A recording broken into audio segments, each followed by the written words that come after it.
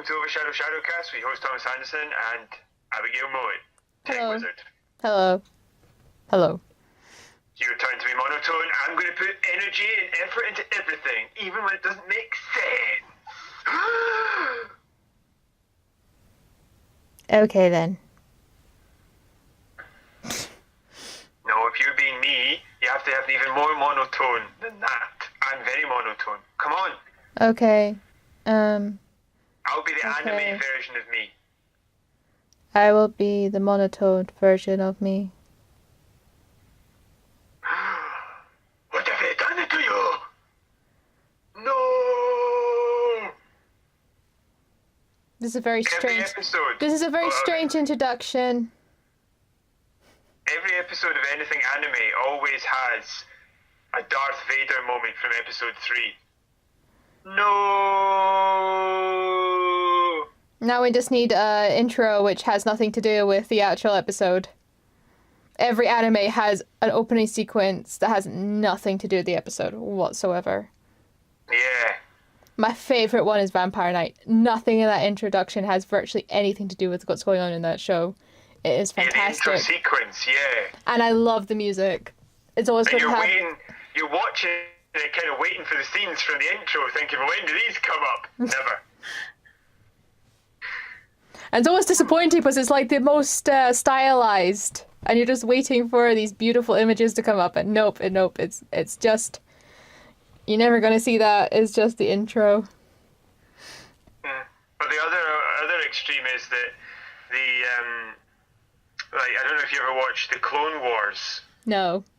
I did, but they aren't done in sequence. They're just basically random episodes. They add together kind of to create a narrative, but they're not in order.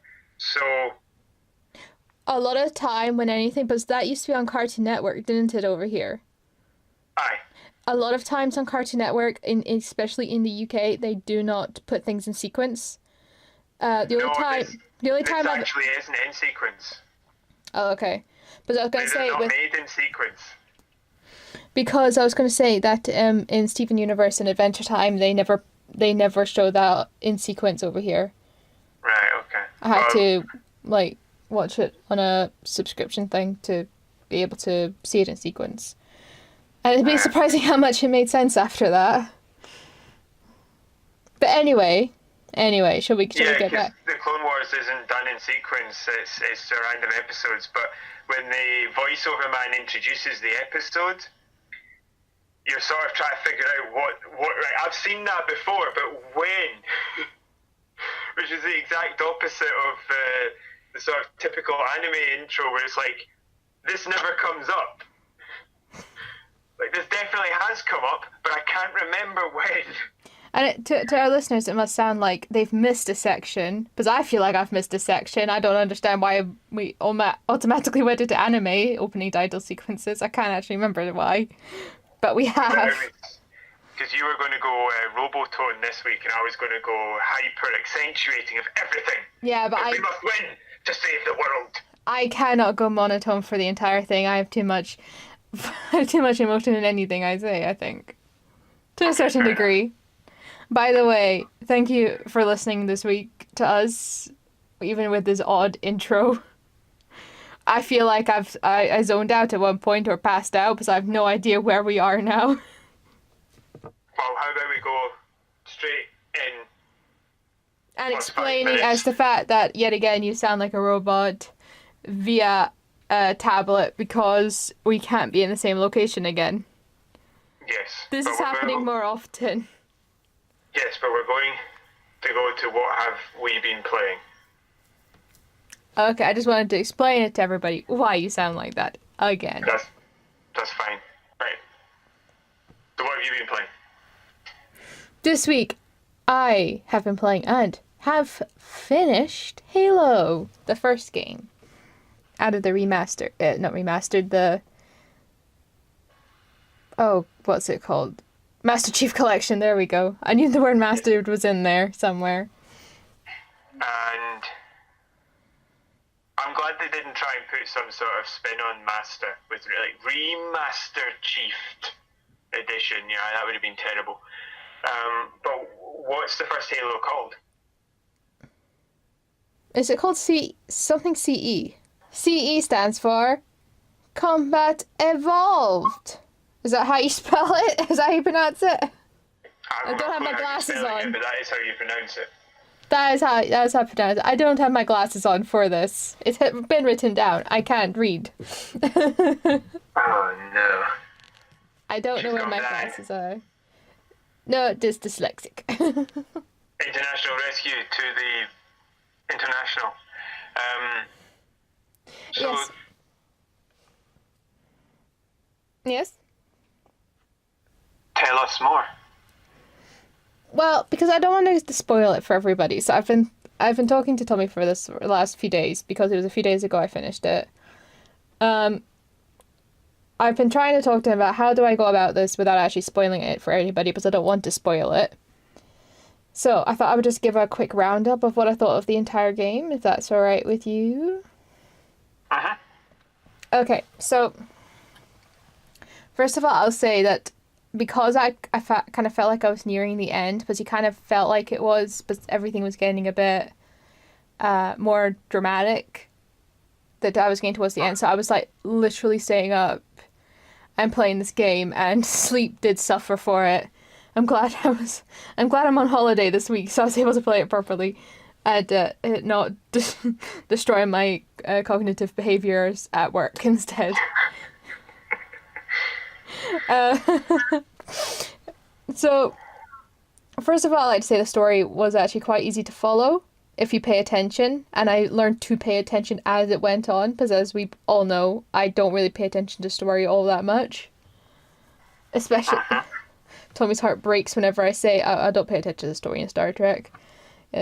Star Trek Online, I should say. It didn't break, it just shattered. I would be surprised if you didn't hear it.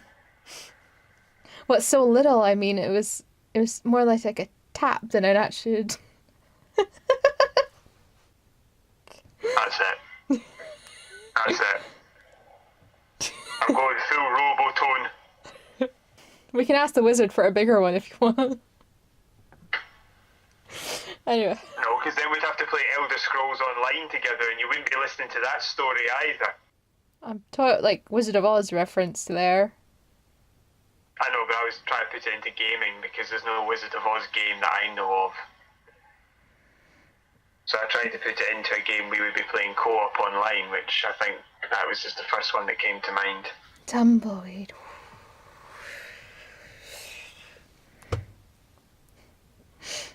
Pardon? I said tumbleweed and I went... Right. Tumbleweed. Tumbleweed. Because you get to say that to me, tumbleweed. Tumbleweed. Tumbleweed. Tumbleweed. I'm going to go full Robotone. That's to be the only listeners you'd be letting down there. Not me. I'm used to your Robotone. Are you telling me I'm letting people down? We're still waiting for this in-depth review of a game that came out about 18 years ago. Could you hurry up? I found the voice acting to be really good. I found any moments which were supposed to be funny, I found genuinely funny. I loved, was it little grunts? I love how they talk. It is so funny. I found it very funny. That's how you walk. Talk, not walk. Well, you walk on all Excuse fours, me? so that's similar to them. Excuse me? Excuse me? Excuse Say me? that again? Say that again? Excuse me? Oh, I thought you were doing an impression of a grunt. Can you do an impression of a grunt? No, I can't. Anytime I try to intentionally do an impression of something, it falls flat on my face. Okay. Continue then. I do not walk like a grunt, nor do I talk like a grunt. So, meh. Nah, that's a good impression. Come on. That's it. I'm deleting you. The controls... When I get this, I'm deleting everything you say out. So it's just going to look like somebody's posted the random thoughts of a madman who's talking to himself. I found the controls fairly easy to use. I got the grips of those quite quickly, I feel. You did have to sort of... Pardon? On you go. On you go. You did sort of have to remind me of certain things, especially when we were playing co-op. Well, that's because I changed them, remember? Yeah. I got you to change the controls after the first couple of missions because it's the ones I found were more closely related to the other Halo games, so I thought that would be better for you. Yeah. I found it to be anyway, the controller I found when we adjusted it was fairly easy to use. And it is fairly easy to adjust the controllers. The controller settings. The controls is the phrase you're looking for. Yeah, I know. I found that the payoff at the very end was very worthwhile, very poignant. So you liked the ending? I did. It was it was sad to get to the end, but I did like it. Was it the story itself that was sad, or are you sad that you completed it? I was sad I completed it because it got to the episode. I was enjoying it so much. Like, I was playing it, like, hours a day. Probably not a good idea, but I was. You're fine with only a few hours a day, trust me. Yeah, so I was playing it for a few hours a day, and it got very, very enjoyable. I really enjoyed it. And it was sad to see the end of it. But I've got more games, because I've got the Master Chief Collection. One thing I really did like about this was when you told me how you could look into, was it the classic mode? Mode. The classic mode. Yes, you can check out the classic mode. And you can play at the same time. Now, first of all, it's really cool to actually see that. What is the classic mode? Just to explain to some people who might not have the game themselves. It is how it originally looked. So it's the sort of classic graphics compared to the remastered.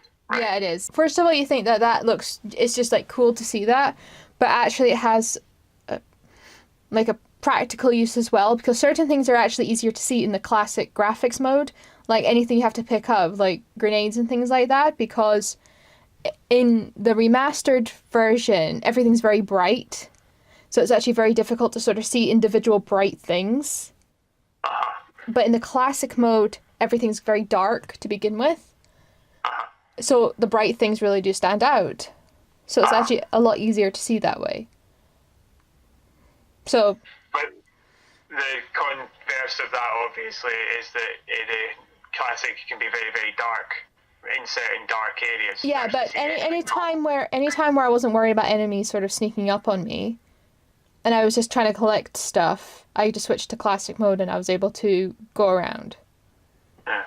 I think it's also to do with the fact that apart from trying to make it look more realistic, there's a lot more textures in the remaster, which means that it's just a little bit harder to see things sitting on the ground. If it's just like a blue slate or a grey slate or a brown slate or a green slate, you can see a gun sitting on it, but if it's got loads of textures or shrubberies, it might be difficult for you to see it. Yeah, don't get me wrong, like, that's pretty much the only reason why I liked the classic mode going about, was trying to find stuff. But other than that, I preferred being the remastered mode because everything just looked a lot nicer, and it was actually easier to find my way around in the remastered version, because in the classic mode, everything just looks too samey. So I was getting turned around quite a bit. No, you're right. It's also quite, as I said, dark, so it can be quite confusing in certain missions, like anything inside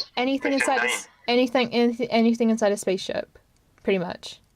For me, I always remember getting lost in Mission 9 when you're outside of a spaceship, because it's so dark I couldn't remember which way I was going, so I would just run around in circles until I found the bit I was looking for. I just couldn't find it.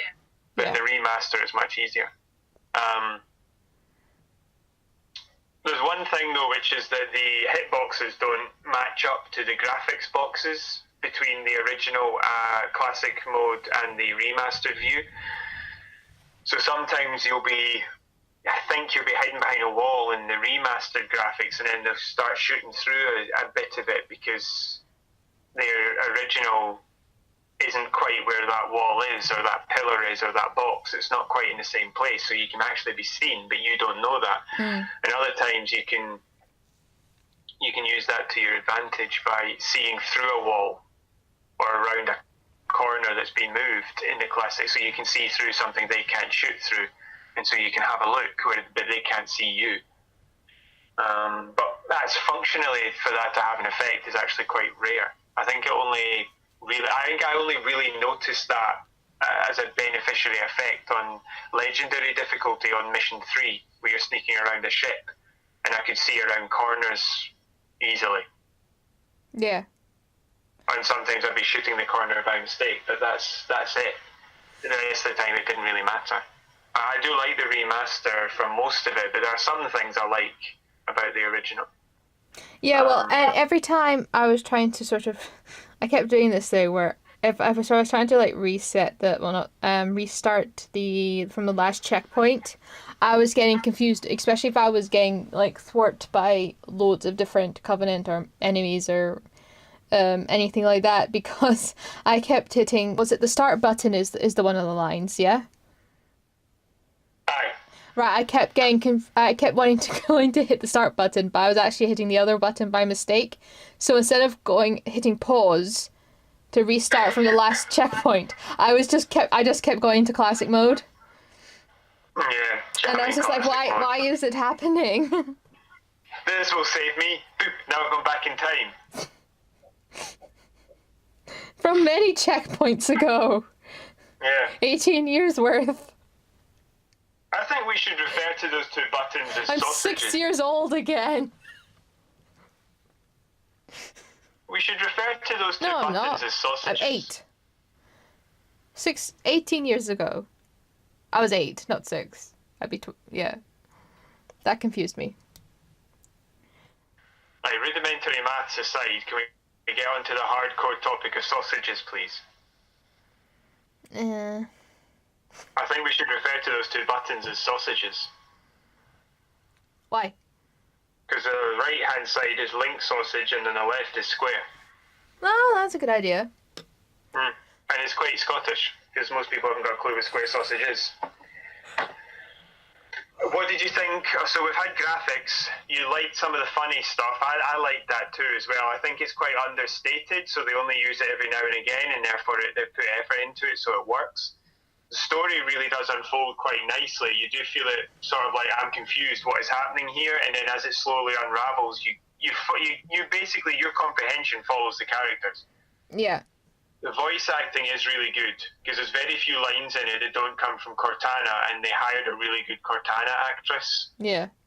She's like the voice in your head, basically. Yeah, what I do like is the fact that the story sort of keeps you involved, but sometimes I feel like with certain games, unless you're playing sort of like an interactive, almost like story arc driven game, you know, like I don't know, but like I think it was Beyond Two Souls I saw somebody play, which was basically, you know, hit X, hit square, whatever, just to progress a little bit. But this one definitely sort of kept you involved, but you had a lot to do, because you had Cortana talking to you throughout it, pretty much. So you felt like you were still a part of it, and not just like every time she says to you, "You need to do this," the story has changed. Yeah. In a lot of first-person shooters of that era, you were given a mission to do at the start of the mission, and then you just did it. Yeah. But Halo, having her in your head, constantly updating what you need to do, sometimes even scrapping things and saying, no, we need to go over here. That's pretty... It's quite dynamic, so you feel like the story's constantly changing and you're always there for it. Yeah. So I felt like I was involved with the story. Not a lot of the story is told through massive cutscenes. Quite a bit of it is told to you while you're actually running around, her talking to you in your head. Yeah, there was a good amount of like cutscenes compared to actual gameplay, I felt, because the cutscenes weren't too long. Aye. But they weren't too short. No, you've got to get a real appreciation for the chief. And the best way of doing that is to show him compared to the stuff around him. And They need to do that with cutscenes, and it gives them a sort of expansive cinematic way of delivering certain plot points. Yeah. But you also don't want the whole thing told to you while you're just listening. So having some of it told to you while you're running from checkpoint to checkpoint or objective to objective is quite good. Yeah, because what was it? I can't remember. Did I discuss this on the last podcast where I asked you, does every game have the chief in it? And your response was, well, I don't think you can retire. Yeah. You thought that was me giving you away something that happened at the end. Do you think that is now? No. Or do you kind of get what I meant by that? I think I get what you meant by it, but I thought that maybe like Master Chief was like a inherited, not so much a heritage title, but like everybody could be called a Master Chief, so maybe it was like a different Master Chief each time. No, it's a rank, but he's the Master Chief. Okay. Yeah. I mean, You found that, I think you found that pretty hilarious, the fact that I even asked you that. I was like, I thought that was a perfectly good question. I thought the really, really interesting question I never thought of was the question of, does it turn out you asked me, is it actually he's not in the suit, he is the suit? Yeah, because you said, well, you said, well, how tall is he? And I was like, what do you mean? It's like, how tall is he? I was like, oh, I don't know. You said he's about 7 foot. I was like, that's a very odd comment to make when I asked, is it a different Master Chief each time? Mm-hmm. So I was like, well, what does that mean? Does it mean that he's not actually in the suit, that he's like, maybe just like a cyborgy robot? Yeah, like he's a human brain inside a suit. No, the point I was making was that he is about 7 foot tall. And there's not many 7 foot tall people that can be in the military because their hearts are normally quite strange. Just a quick other question: what did you think of the actual shooting in the game, the actual gameplay mechanics themselves? I thought the shooting mechanics were really good. I thought they gave you quite a lot of ammo, which was actually really good for me. And then you sort of dropped the bombshell. I actually cut it by half for the sequels. I was like, no. Yeah, the shotgun gets... I mean, you've played a lot... Every time you came across a shotgun, you really thought about picking up the shotgun, didn't you? Yeah. But because it's amazing. Yeah. What I will say is I sort of got better at sort of trying to find the ammo. It's always dotted about. Aye. But when you said there's never an awful lot of ammo, I got very confused at that. Because I didn't know how to really look about, but as the game progressed, I got better at sort of really just taking my time looking about, because I wasn't doing that before. I was just trying to progress. Because I think at the beginning I wasn't actually really enjoying the game, but I enjoyed the game as it went on. Aye. Why were you not enjoying it to begin with, but then you learned to enjoy it? Because it was so. Because I think it was just because obviously, not really playing games, it was quite a lot to sort of take on the fact that you just had things just constantly coming at you, constantly shooting at you. There was no real reprieve. Would you say that would be the sort of frustration at finding it maybe more difficult than you would like? Yeah. Because it was a new thing, even on easy, that would be really difficult if it's a new thing. Yeah, because, obviously I did learn, because I went up to heroic as the game progressed. The whole moving about, the fact that you have to be constantly moving about. When you're in, a battle situation, you can't be standing still. I'm actually more and more proud of that description. Because I've never heard anybody else use it before talking about Halo. It is a movement shooter. Because depending on who you're fighting and what the scenario is, you could be strafing left and right, you could be charging at them, you could be backing off, but you don't just stand there and shoot.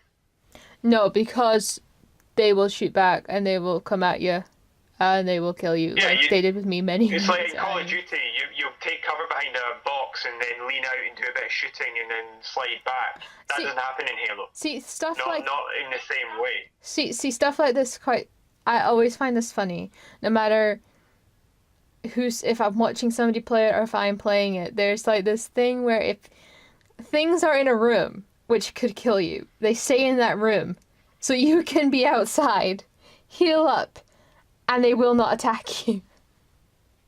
Because I found that a lot. So there was a lot of occasions where like Covenant were hiding in rooms and they wouldn't come out of those rooms. Yeah. Depending on what level they were. If they were hunters, they would come out, but anything else would just pretty much just stay in that room.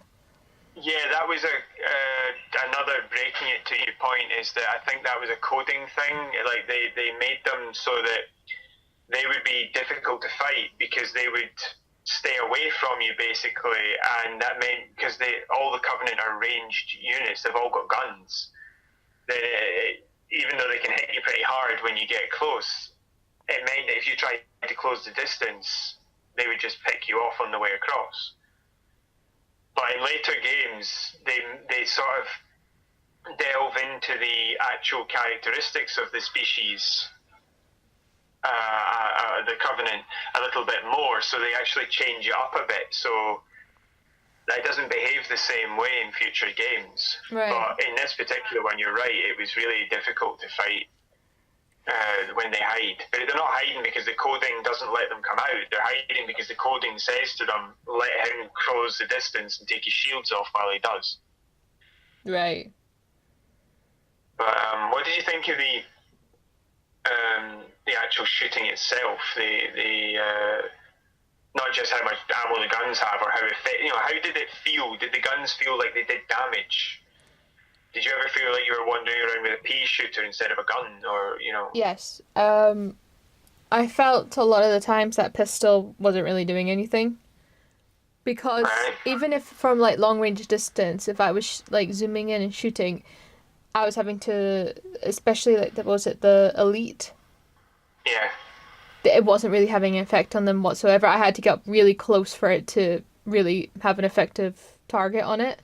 Basically be effective. I think that might just be your skill level, because the Halo 1 pistol is considered one of the best guns in Halo. Well, I just found it wasn't working for me. I found that the sniper rifle, that worked far better. Yeah. And but then again, you're right, that might be because in future Halo titles, the pistols aren't anywhere near as good as they are in 1, so it might be some sort of like comparative thing. Yeah. For pistols rather than just guns. But what about the other weapons? Did they feel like you were packing some heat? The shotgun was by far the best weapon. Because that just knocked them down in one go. I wasn't constantly shooting again and again and again. Aye. I didn't like the Covenant weapons at all. Because I just felt like because they would overheat. They would overheat, and I just didn't really. I didn't think that they were that effective compared to. Right. So your skill level for me, then I would suggest is your skill level I would suggest then is still at the point where you're partially sort of like praying and spraying, where the precision is not quite there yet. So things like anything that can overheat, or the pistol which only has a few shots before you reload it, compared to the assault rifle or the shotgun, not quite as useful. No. Right. But I personally felt that with Halo, all the weapons had their own use. They all had positives and negatives. They all felt powerful. There was a reason to pick up each of the weapons. And that was one of the strengths of that game. You had, I think, 5 human weapons and 3 Covenant, and you actually felt that there was a purpose to using any of them in certain scenarios. There was a real question of, do I drop this weapon in favour of something else? The one that maybe wasn't involved in that would have been the shotgun, because it was just so good. Yeah. One last point about the actual movement itself. If it's a movement shooter, what did you think? Actually, and there's another question on top of that, which, what did you think of the vehicles? So if you could answer both of those. Right, the vehicles, Warthogs, hate, just hate. Tanks, not too bad. The ghosts were the ones that were close to the ground, wasn't it? And it was which ones were the ones that flew? Banshees, okay. The ghosts, again, pointless. Banshees, better once I got the hang of it. I think the Warthog, you just need to get a hang of it. Still I hate really it. do think that. I love driving the Warthogs, but I had the same problem you did when I started, so I think you just need more practice. Well, okay, well that's what I thought of it so far. And what was your moving while you shoot? Back up. Just keep backing up. Kind of. No, just the actual movement. How did it feel? Fine. Felt really good. It felt like what did you realistic. think Pardon? Felt like, I suppose, realistic to the point of how it could have, realistic it could have been. Considering he's in a super suit. Yeah, because I remember saying to you I didn't know if I'd like first person shooters, because that's what this is. Aye. Because I like seeing my character, but now I'm like, no. Now I like being the character, because I understand it's better that you can actually see what's going on now. What did you think of the environments that you're in, the actual design of the game? In the remastered... Okay, do you want me to go remastered? No, not the graphics. I'm talking about the environments and design. Because those keys are the same throughout both graphics options. I'm talking about the actual design of the levels and the set pieces and that sort of thing. I thought they were very good. The range of environments I thought was very good. It was nice to see that you weren't just looking at the same thing over and over again, because I know that can get quite tedious.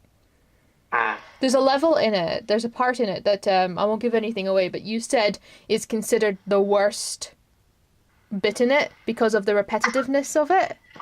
Aye. And I actually said that was the part I enjoyed the most. Aye. But that was probably because you liked the repetitiveness, because you had previously been running through the game going, oh my god, what do I do? Oh my god, what do I do? Yeah, oh my god, so it was nice. It was almost easy. You just do this. It was like almost like a breathing space. It was like a nice breathing space after so much chaos. Like, don't get me wrong, there was a lot of chaos in that episode. In that part. But it was not. Series of missions. Yeah, I know what you mean. It was like a bit of a breather. I mean, the mission in question isn't a breather, but just the setting was. Yeah. The rhythm of it was a bit of a breather. Aye. Which was nice. But you can see why it's not. Yeah, I can totally understand why a lot of people would consider it to not be the greatest part of that game. Better at this, and you'll go back at some point and you'll sit there and say, "This, I don't need a breather here anymore, so this mission's a wee bit tedious now." Yeah. Speaking of tediousness, I think we've probably covered this quite a bit. Yeah, so just one last point then on the whole game, and the whole backdrop of the game, the whole setting when it comes to the backstory and all the rest of it. Does it make you interested to learn more to actually go and like I would want to see how it ends. Like, this has made I'm now invested. So will we move on? Just a quick 5 minutes on what I've been playing. Yes. What have you been playing this week? Because I don't think you've given us any roundup for the last 5 episodes. No, I haven't. I've just been playing the sort of same things as you have, sometimes even with you, so I didn't really see the point in adding my own 2 pennies repeatedly about the same games over and over again. That's just a waste of time. Okay, but what I have been playing, Trials of the Blood Dragon. Ooh, what's that? That's because this Tuesday, Trials Rising, the next Trials game comes out, and the only other Trials game I've got, because I probably won't be able to get Trials Rising, the only other Trials game I've got is Trials of the Blood Dragon. And Trials of the Blood Dragon is a sort of racing game, like a sort of motocross, sort of stunt-based, track-based racing game. Right, so this makes more sense as to why on the agenda you've written my name in Halo, and then you've written your name in Vroom Vroom. Exactly. So it's 2.5D, sort of, so it actually reminds me an awful lot of some of the Assassin's Creed Chronicles games, which were 2.5D, which we'll play at some point. You drive in a sort of straight line track. You don't turn left or right, you just control the acceleration and the leaning, and you have to go across obstacles and jumps. And sometimes it'll take you sort of in and out of the environment a little bit, and there's bits around the track, but you can't steer off the track. All you can do is not make a jump or flip or get hit by a trap or something like that. Right. When you say lean, but you can't turn left or right. you're leaning forward or back to control your spins. If you jump off a ramp and then have to land, you need to land with your wheels in the right place. Right, because I thought you meant like leaning left to right, and I didn't understand that. No, it's just about when you're landing, do you want the back wheel higher or lower than the front wheel, essentially? Okay. Because the front wheel doesn't have any power to it. But if you only land with the back wheel, you will just flip the whole thing up as the rear end drives in front of the front end, and you end up parking your bike on your head. Yeah. Okay. The reason that Trials of the Blood Dragon is a bit different is because it's actually a sequel to a first-person sandbox shooter called Far Cry Blood Dragon, and it's set in a sort of like post-apocalyptic future. Right. But if the 80s had made the game. Alright. So you're a cyber, in that game, in Far Cry Blood Dragon, you're a cyber commando and you're running around with futuristic weapons, if they had been designed in the 80s, with cyber commandos with like fake arms and fake eyes and stuff, if they had been designed in the 80s, fighting mutated animals and like sharks with laser beams and dragons that run around and eat people and all that sort of stuff. And I think you're fighting communism and all that sort of shit. I think you're fighting in Far Cry Blood Dragon it's a regiment of US soldiers that have gone rogue on an island. And in the background you can see, I think it's Canada is on fire. So it really the whole of Canada. Into those... There goes Vancouver. There goes British Columbia. Bye. Yeah. It really leans into that whole sort of 80s sort of Terminator style nonsense. Bye, Toronto. But the main actor in the game is actually Michael Biehn, I think his name is, who's the main character in Terminator 1, if you take out Sarah Connor and the Terminator. He was big in the 80s and they brought him in to voice that character. And this is a sequel. So it does actually tell story between the races. Oh, that's good. It's a sequel that leads on from the previous game, so it's got all the same sort of stuff in it. Yeah. Did you play the original? Oh, sorry. What? Sorry, I asked a question as you were speaking. I apologize. What was your question? I was asking, did you play the original? Yes, I did. Okay. That's why I know about it. Well, I don't know. What? I don't know. I thought maybe you had read up about it. I don't know if you had played it or not. No, I've recommended you to play this game if you can ever get your hands on it, because it's so much fun. Where was I? So yeah, this game leads on from the previous game. It has a story. Okay. So it has the same sort of driving mechanics as previous Trials games, but it's set in a sort of post-apocalyptic future if designed by people from the 1980s. So it's all like neon and laser beams and cyber commandos with cyborgs with augmentations and all the rest of it. And it amazes me how advanced the technology they thought we were going to be. Yeah, but they're still using VHS tapes. Oh, I mean, they're colonizing Mars, but they're still using VHS tapes, so it's a bit weird. But yeah, the design, the setting, the look of the whole thing is incredible. I like the gameplay. I like you can really quickly press B to reload the last checkpoint or back to reload the entire mission, and it's instantaneous.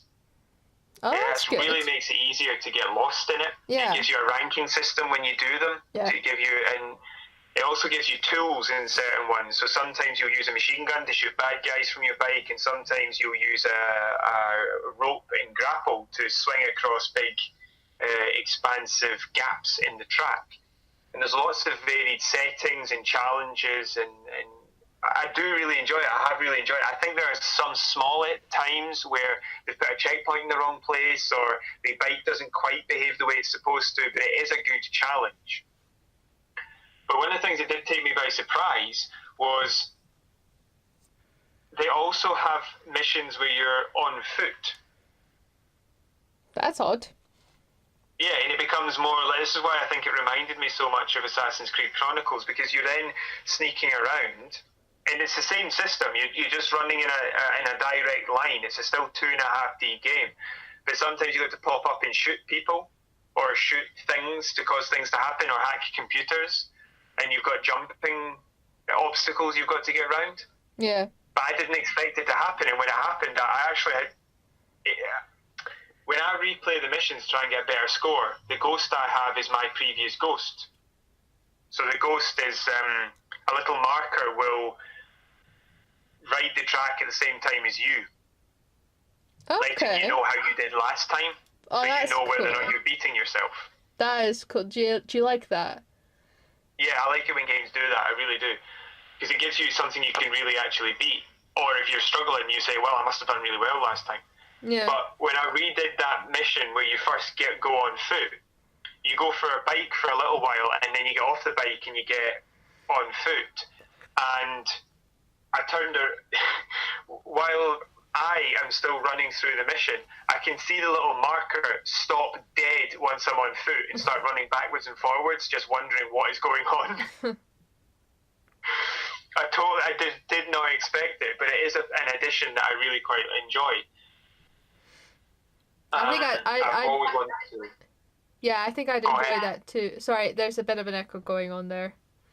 Go ahead. I think I would enjoy that too. Having that playing along with me. I think you get frustrated with some of the mechanics. They do demand excellence. I mean the aspect of being able to see what you did before. Like a ghost following along you. Other games that have that, like the Forza games have that. Right. There's lots of games which have that, and I like the fact that it's in there, because the whole thing is about repeating the tracks to try and get a better time and a better score and to beat your mates and that, so to have that in there is a good idea. Yeah, that would actually be really good. So I'm really loving the actual settings. The story is actually surprisingly good. You actually want to see what happens. The gameplay mechanics work really well. There's a few points where I don't quite like it. What are they? I think the shooting sometimes doesn't quite go where I think I'm pointing it.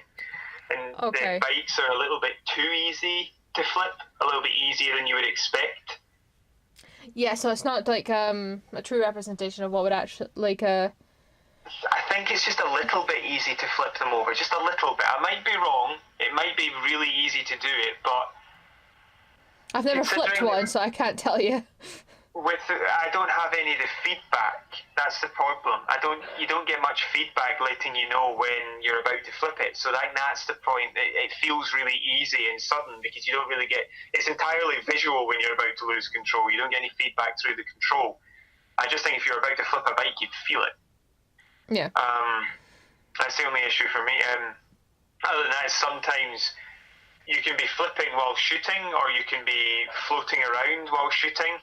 And sometimes you expect the way you're aiming to change or not to change, even though you're going through a spin, and it does or doesn't. It just doesn't do quite what you would expect it to. Yeah. So if you tip yourself forward while shooting, either you expect that to either keep shooting in the way you're pointing, or for it to change because you're tipping forward. Right. And I am so... I still don't get it to the point where I can't tell you what it's doing and what I think it should be doing. Okay. I can't even pin down whether or not it's always pointing and shooting in the direction, whether or not you're rotating or not, or whether or not it moves it if you're rotating, because it so doesn't feel right at certain points. Most of the time it's 100% fine, but when it does do it, I'm completely lost, and I still can't work out what it's not doing right, because I've only been playing it for a couple of days. Yeah, so it just doesn't feel right during certain points. It just feels like something's just not quite right there. Yeah, it's almost like I could do with a little practice, but when you're shooting, it's usually because something is shooting back, in which case you don't get much time to see what's happening. No. So I sort of just muddled through it and focused on finishing the game, which I did, and I did really enjoy it, but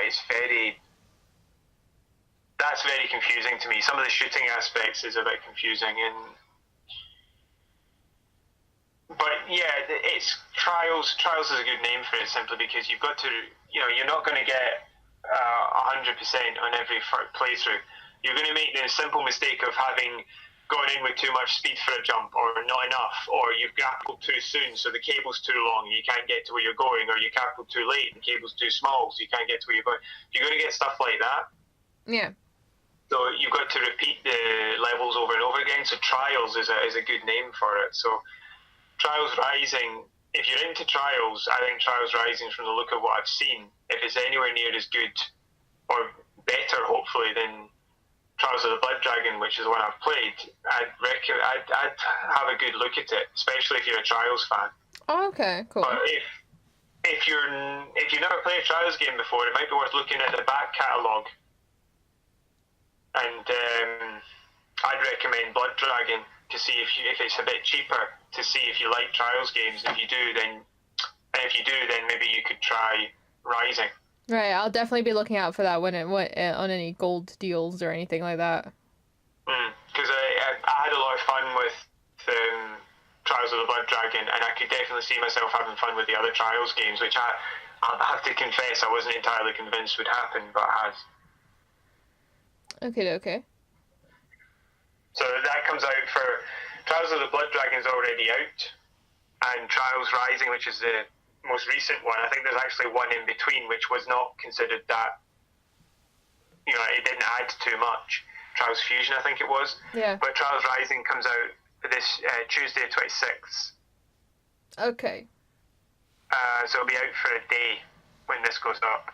And it's out for Microsoft, Windows on the PC, and PlayStation 4, Xbox One, and the Switch as well. Oh, that's good. So cross-platform, multi-platform. Yeah, I think it might. I don't know if it's got multi-platform play. So if you were like on a PS4, you wouldn't be able to play with somebody on a Xbox. Is that what you mean? I don't know. I don't know. No, but is that what that? I don't know if it does or if it doesn't. Is that what that means? That's what I was asking. Is that what you mean by not cross? Cross-platform means you can play with people on opposing platforms on other platforms. Yeah. Oh, okay. Okay, cool. I think they put cross-platform in Sea of Thieves, and everybody went mental. But I think they put it in Rocket League, and that worked much better. Okay. Excuse me. The reason Sea of Thieves went mental was because it's a sort of first-person action-adventure sort of game set on pirate ships. Yeah. And if you're fighting other people, if you've got a mouse and keyboard, you're going to be... I think there was one instance, or several instances, a good example of is one player on a mouse and keyboard is able to beat everybody, an entire squad of 4, if they're using console controllers. Mm-hmm. Because the mouse and keyboard is just so much more... The fidelity is so much higher. Right. I think something like Trials Rising, though, I'd be willing to bet advantage. So if they did have crossplay, it would work pretty well.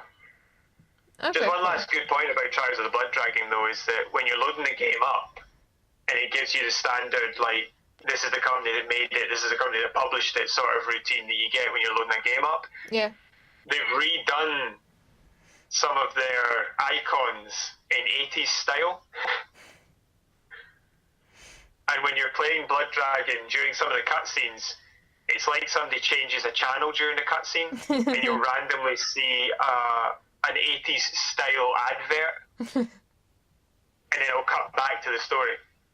So it really goes into its 80s styling quite strongly. So yeah, lots of shoulder pads, lots of neon, lots of big hair. I'm hoping that they actually make a Blood Dragon 3. I'd like to see the story continue. Right. We'll see. So we'll move on to our gameplay review. Last week we spoke of Metro Exodus, because we're poor and we can't afford the game, so we're going to talk about Anthem. I have Now, we played the Anthem demo beta. Yes, we did. And this week we had a look at the release capture, which is an interesting phrase, from people who have... the monies. Pardon? The monies. People who have the monies. Have the monies and have played the game and put videos up, so we can report back on what we think. Yes. What do you think? It seems like they were having sort of similar issues that we were when we played the demo. But I think was it yourself that was talking about the fact that was it two of them are colorblind? Pardon? The video we watched was Giant Bomb, and we were talking about the fact that two of them are colorblind. Yeah. And even they brought it up, saying it was quite difficult to sort of see on the compass where the enemies were. Because it's a red bar with red dots on it. Yeah, and they said that even because the game actually has, I think, an adjustment for if you are colorblind, but they said that even that wasn't really helping them any, so it was actually quite difficult for them. Yeah. But I think you brought that up thinking that it would be quite difficult for them anyway. Aye. Yeah, and also, they had the same trouble I had trying to exit flight mode. Because it wasn't really exiting flight mode, it was you were landing, but that little bar where your suit heats up too much was still going on, and it shouldn't have been if you've landed. That was happening. That was happening to me a lot while we played the demo. Yeah. And it was happening to them. There's also some new ones, which is the work. So it's signaled as food when you don't have it. When it's still on cooldown, the bar itself is visibly full. Yeah. But it's still on cooldown, so the bar is just basically always telling you can use the ultimate. Yeah. But you can't. Yeah, they found it. They also, when they tried to load into a game, it wasn't loading them into the game they wanted, or the mission, that they wanted to. It was loading them into something else right at the very beginning. They selected a certain mission and it loaded them into a different mission. Yep. Yeah. And they also did a lot what you were doing, which was comparing it to Destiny. It's kind of unavoidable as a loot-based shooter. It's kind of difficult not to. Yeah. But I was reminded of the fact that the flight animation, the actual flight still looks amazing, in my opinion.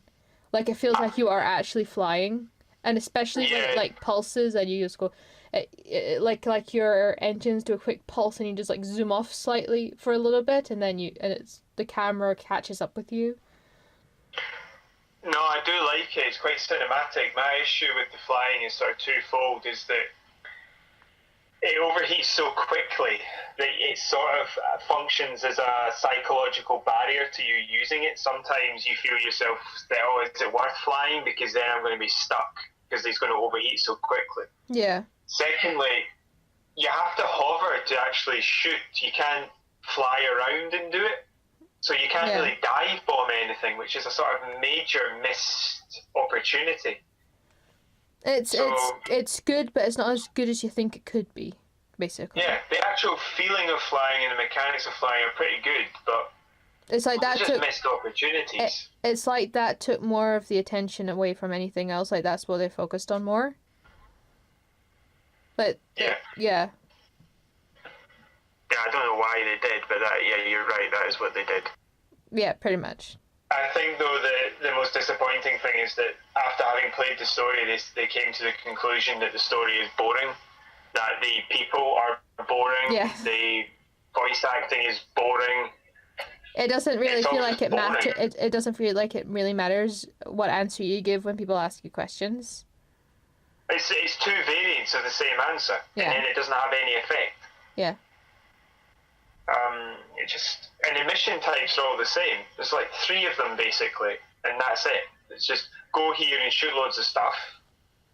Go here and get some balls. And then I think there's go here and defend a circle. That's it. Yeah. It was actually it was nice out of the demo to see a little bit more of the story. Like, to see a little bit more of the environment and see more of the characters. That I found that quite nice watching the playthrough anyway. Like, it was just nice to see a little bit more of the world. But for me, it just looks sort of underwhelming and disappointing. I mean, I watched a comparison that was done by someone comparing the E3 demo to the actual game, and it's been scaled back massively. Yeah. Like, the world is supposed to be way bigger, The people were supposed to be more expressive and dynamic, and there's no dynamism in the game at all. You just don't come across anything that's not, oh, so I'm going to go here and do this. Then there's nothing happens on the way, basically. It's very, I will go here, I will go over here, I will go over here, oh, I've done that mission, way. Yeah. That's kind of boring.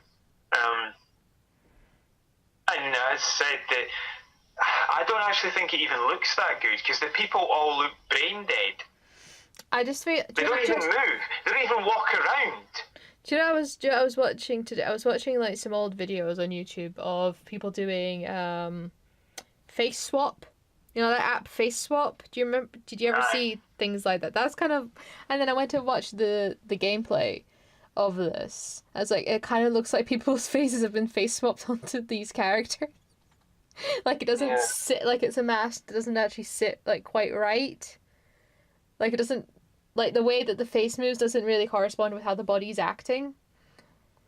Yeah, you're right. It's like, even like one woman is being told about having lost a family member, and she goes, "Oh my god, oh no!" But if you actually look at her face, there's no facial response. Yeah. That's just what it reminded me of. Like, I've watched gameplay footage of like games which aren't as, say, detailed as this one, but even then the facial representation acts along with the body representation. Like, the body and the face sort of act as one, which is how most people act. Cortana. Yeah, basically, how people look when they talk is a lot of it is body language. Yeah. So what you hear and what you see have to sort of match up, and sometimes when you don't see that, it kind of throws you off. If a person's quite good at... There's no facial response, there's no body response, it's just a voice actor who sounds a little bit tired. It's not very good, really. It's boring. It's all three of those things together. It's the body not corresponding with the face, it's the face not corresponding with the voice not corresponding with the body, and it kind of just like goes in a circle. Yeah, and when it comes to the gameplay, I said at the time, the shooting didn't feel great. And then there's two really big, massive problems for me, which is, one, you can't change your loadout during a mission.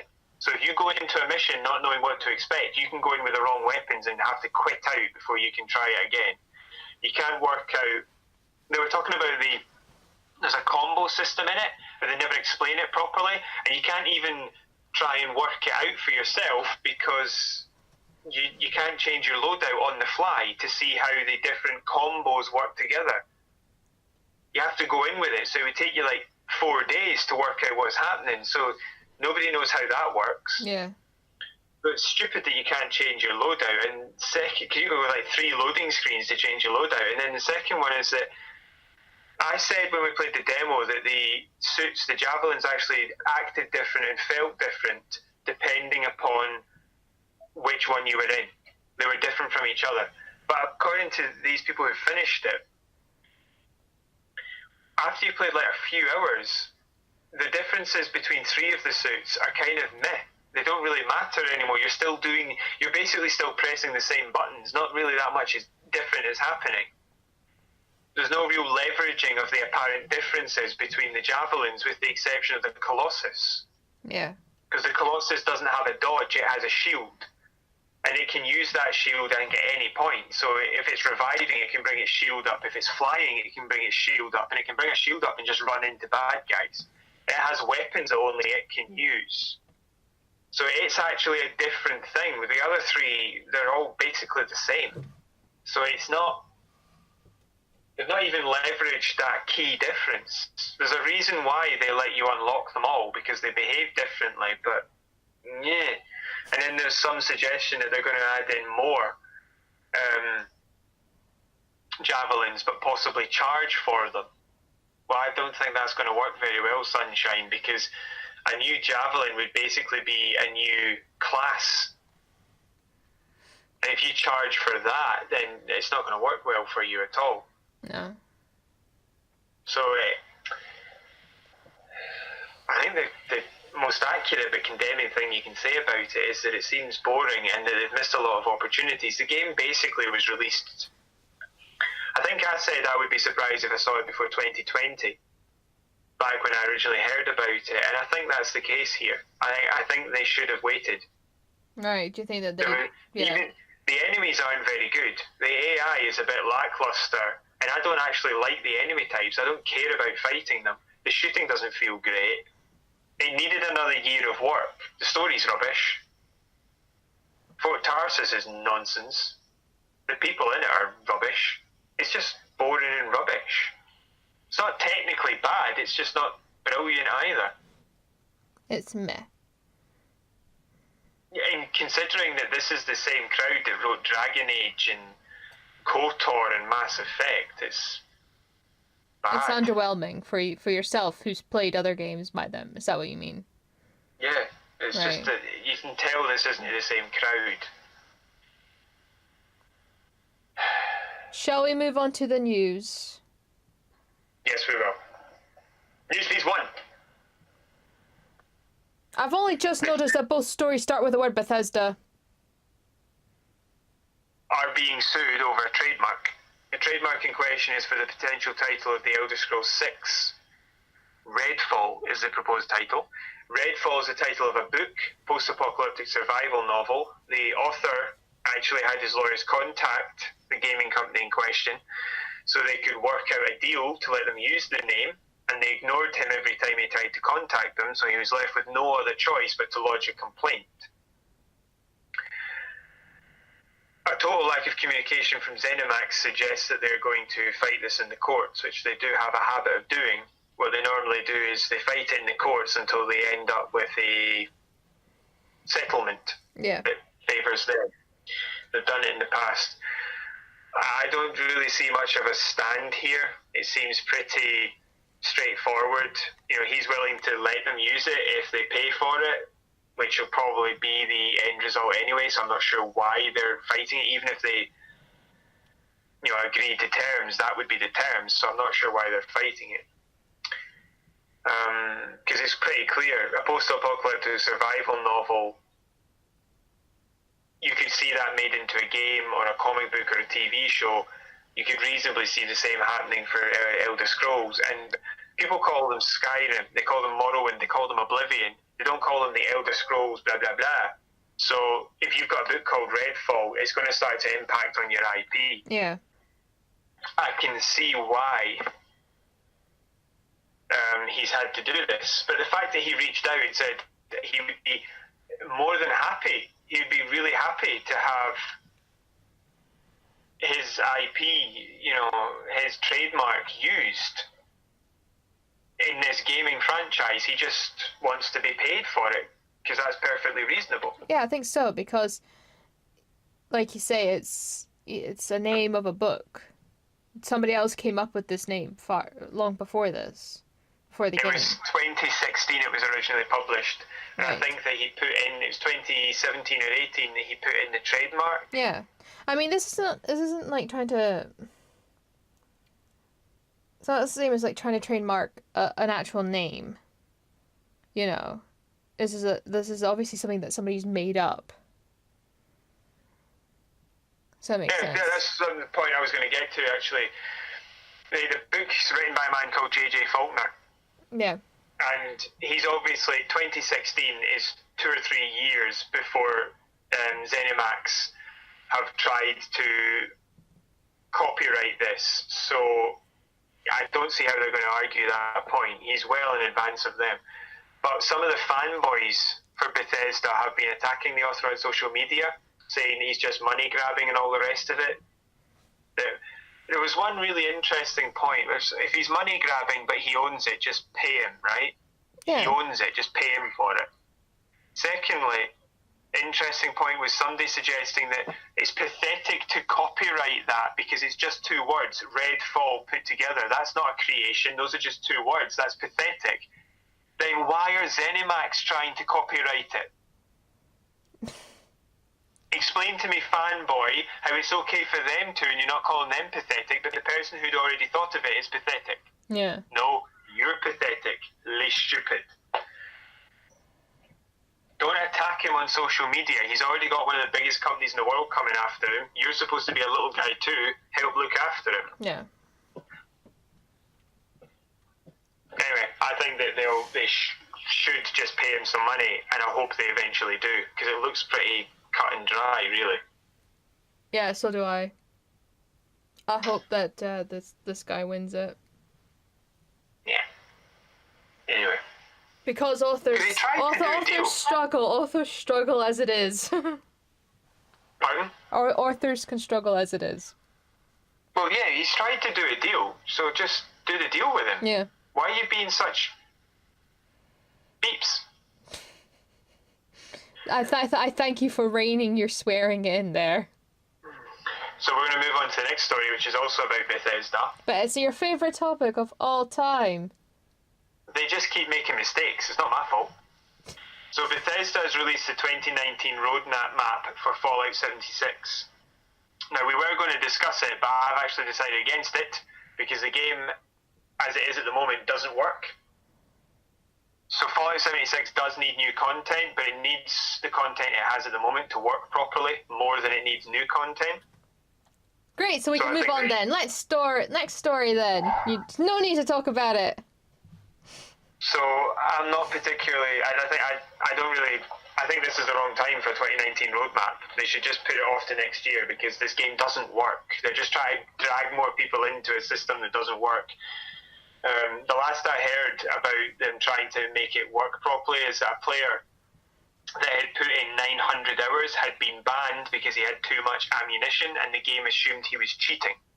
So to put that into context, even Bethesda don't believe that anyone would play Fallout 76. Well, it appears that way. Let's say it appears that way. Let's not define anything. That was satirical, so I don't think that legally we've got any problem. Okay. There is some suggestion that Bethesda believes that Fallout 76 is now stable enough to have new content added. I don't believe that, because this has been their plan for a while now. They've always had a 2019 roadmap, so I don't believe at all that this is a new belief that they have, that they've stabilised it. And the question really is whether they completely misjudged the stability and readiness of the game at release, or they just didn't care. Mm-hmm. But there's no way it's stable enough for this. And this is just to try and distract from the fact that the game is a mess. And I hope it doesn't succeed in that. Yeah. I've still not played it yet. I tried to play it the other day and I forgot I needed the disc in, and I couldn't be actually bothered to go under my bed, get the disc and put it in. I did try and play it, but I was like, do I have to? It's not going to be good enough to warrant all this extra effort, is it? I mean, I have to, like, stretch my arm under my bed to get the box of all the games out, because I've organized it under my bed. I could not be bothered to bring that box out. It wouldn't be worth playing if the disc was already in. I couldn't be bothered to get under my bed to get the box, to go into the box to get the game out, and to put it in, and to eject Hitman, because I think Hitman is still in my console. I've not played it in weeks. Well, you've got some time now that Halo's done. I recommend Hitman. I recommend the worst Hitman game over Fallout 76. I still want to replay Life is Strange so I can finally play Captain Spirit, because I finally got it on my Xbox. Yes.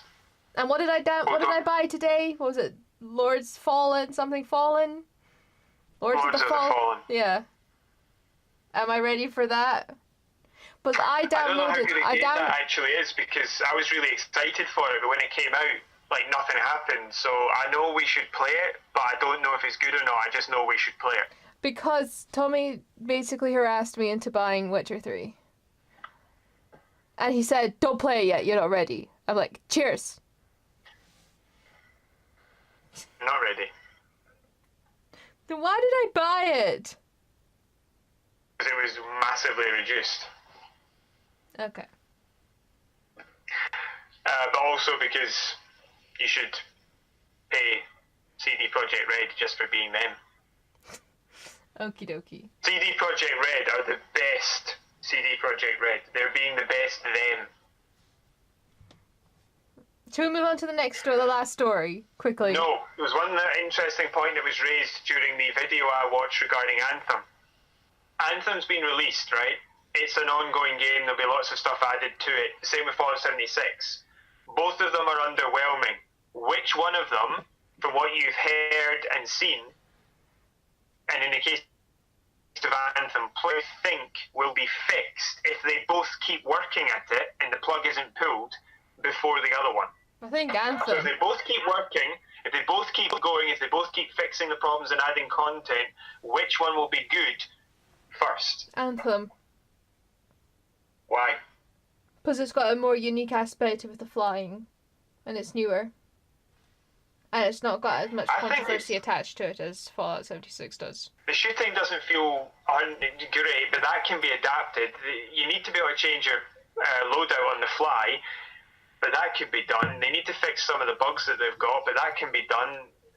They need to add in certain elements, but we're talking about a few bugs, but most of it is just missed opportunities, and they need more time to make it better. Whereas with 76, they need time to stop the game from being unplayable.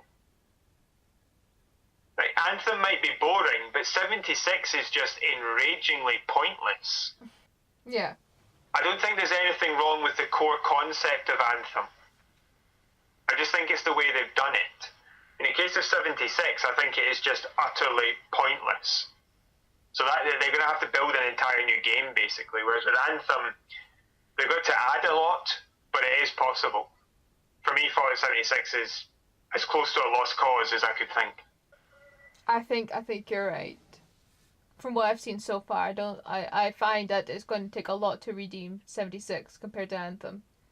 We'll move on to the last story for this week. It's quite a small one, but I added it because I like all the stuff that's involved in it. Right. Warhorse Studios has been bought by THQ Nordic. Warhorse Studios made Kingdom Come Deliverance. I don't know if you've heard of it. No, I haven't. It's a hyper-realistic, medieval, getting towards post-medieval adventure game. While it was being bought, it was also revealed that Kingdom Come Deliverance had sold 2 million copies. Right. And is part of the way through its DLC release for the sort of first season, as it were. Okay. It has lost a lot of its player base, so we don't know whether or not once that first season is done, they'll just stop all support for it from a DLC point of view and put the extra money from THQ Nordic into a sequel. But either way, this shores up the company and allows it to basically be financially secure so that it can make more content or more games. Right. And this follows on from THQ Nordic buying Kingdoms of Amalur and Darksiders. Now, they made a Darksiders 3, which wasn't anywhere near as good as the first two, but we still, from what I've heard of people, is that it was a bit underwhelming, but it wasn't technically bad. Mhm. So they also said that financially it hit all of its marks and did as well as they wanted it to, which is very, very good. Yeah. So hopefully that means there'll be more Darksiders, there'll be Kingdoms of Amalur on the way, and Kingdom Come Deliverance. I'm hoping that it's not buying them up and then not doing anything with it, because that wouldn't make any sense. But I'm hoping that we're going to see something now. It sounds like you probably will. Because Darksiders 3 I'm going to play, and there's the remasterings of the first two, which I might play if I can get them and find time. But from what I saw of Darksiders 3, it was just sort of underwhelming. It wasn't technically bad. So I'm wanting to play, and you know one of my favourite games is Kingdoms of Amalur. Yes, I do know that. So I'm hoping that a remastered release would be great. Maybe add in some of the multiplayer stuff that was supposed to be there, but they had to take out. Then there's the multiplayer games they could make, or even a sequel. I'd love to see a sequel. I'd like to see some more. I'd happily play that game again if it was remastered, because I loved Kingdoms of Amalur. But they'd have to put all the DLC in, obviously. Yeah, of course, yeah. I just hope that THQ Nordic aren't basically doing an EA where they bought BioWare and then just sat on all the IP. So they haven't made a KOTOR, they haven't made a good Mass Effect game in a while. It's been a while since the last Dragon Age. You know, EA might have bought them quite a while ago, and they still made good games while EA owned BioWare, but over time they became nonsense, and then they just buried the IP because they didn't do as well as they wanted them to. No. So I don't think THQ Nordic are doing that. So we should see more stuff for Kingdom Come Deliverance, Kingdoms of Amalur, and Darksiders 3, along with others. So I'm looking forward to seeing what they do. Sounds like it will be good, yeah. Yeah. I'm really looking for Warhorse Studios is based in Prague, and THQ Nordic, I believe, is owned by Koch Media, which is in Austria. So I'm hoping that the sort of Eastern European let's not do our customers mantra is in there quite solidly. Yeah. Compared to the Activision of... Was it Activision? Yeah, we've just had the best year of our existence. Let's fire 800 people. That would not be good. Yeah, so I'm hopeful. I mean, there was a bit of a mistake with Koch Media's handling of Metro Exodus when it came to the PC version, but the actual game itself, I've not heard anything bad about. So I'm hoping that we can have some good single player stories, as they seem to excel at it. And if Darksiders 3 did as well as they wanted to, then that means they've got realistic targets. Yeah. So anyway, I'm excited, so I wanted to talk about that. Well, I'm glad you are excited about something. It's nice to hear you're excited about something. Yeah, it makes the Robotone go away and I'm replaced by RoboAnime. Indeed. Are you excited for anything? Nah. So you're a Robotone. Yeah. Yeah. Well then, that's the end of this ShadowCast. Time just flew by. Robotone. Robotone Mark II. The we return were of just talking about Robotone. 80s cyborgs, weren't we? Yeah. So, Robotone Extreme! That's the 90s remake.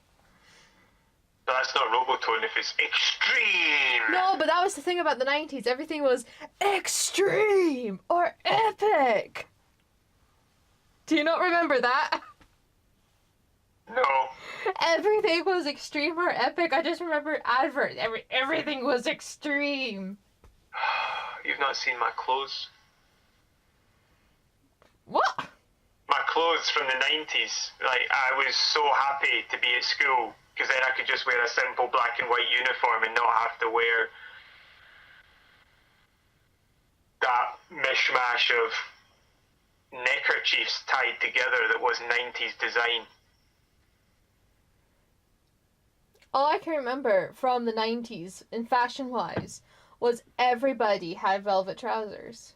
Or was that just us? That was you. We just had loads of velvet trousers. That was you. And corduroy. Cords were big. Yeah. I hated it. I'm glad that's over. I'm glad corduroy... Actually, I do wear a corduroy dress, but that's quite nice. It's tasteful, but I do not miss corduroy trousers at all. Yeah. And also those horrible platform shoes as well. Do you remember them? Like platform sandals. They were like Why would square. I remember platform shoes? I don't know, maybe you remember seeing them. But I remember, because it was like, especially, I remember like in Buffy the Vampire Slayer, she always had like square-toed shoes. And I just remember, oh god, that was such a 90s thing. Yeah, the late 90s to mid 2000s square. I don't understand why that was a thing. I hated those shoes. So What much. were they being used for? That they had to be square. It was just a fashion. It was just a fashion. But your foot isn't square. I don't get it. They are if you're witches. Witches have square toes. Don't you remember that from the Witches? No, You never seen the Witches? I probably have. With I can never remember the actress's name, but she was also in the Addams Family. She played Morticia Addams. I think I know who you're talking about. Yeah, she was. She's not also in Daddy Daycare. I don't remember. Yes, she was. Yes, and she was also in Oh, I can't remember the most recent things she was in. But yeah, she's been in a lot of things. Right. Yeah. Anyway, we hope you enjoyed this podcast. You can So like do and I. subscribe below the video. We have a plethora of previous ShadowCasts you can enjoy. We got a comment. We got a comment. Remember? Oh yes, we did. We got a comment. We got a comment in the last video from one Mr. Brian Anderson. Thank you for commenting. His comment is Nice. Nice. So, if anybody else wants to join in with some comments, you're more than welcome to. Yes. You're now not alone, although he is. You can also, I think there's a bell icon for notifications, so you can be told whenever a new podcast is uploaded. Just to get your ShadowCast fix there. Yeah. You can, ding, ding, ding. Here's another one, sir. You can follow us on Facebook at overshadow.shadowcast, and you can email us at overshadow.shadowcast@gmail.com. Yes. But did you just click? Did you just do a... That thing with your lips that Donkey does in Shrek 2. I can't do that.